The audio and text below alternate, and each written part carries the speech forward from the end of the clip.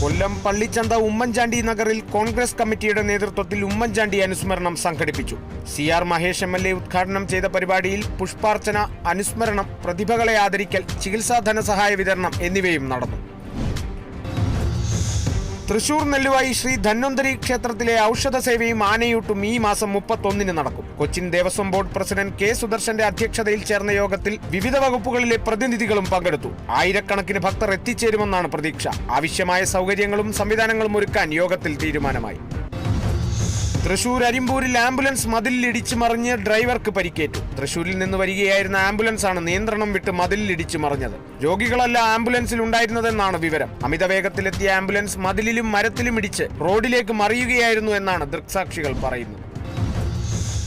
തൃശൂർ തിരുവില്വാമല വില്വാദ്രിനാഥ ക്ഷേത്രത്തിൽ മോഷണം. ഓടുപൊളിച്ച് നാലമ്പലത്തിനകത്ത് കടന്ന മോഷ്ടാവ് കൗണ്ടർ പൊളിച്ചാണ് മോഷണം നടത്തിയത്. രാവിലെ 5-ന് കൗണ്ടർ തുറക്കാനെത്തിയ ജീവനക്കാരാണ് വിവരമറിഞ്ഞത്. 1 ലക്ഷത്തിലധികം രൂപ നഷ്ടപ്പെട്ടതായാണ് പ്രാഥമിക വിവരം. പഴയന്നൂർ പോലീസ് അന്വേഷണം ആരംഭിച്ചു.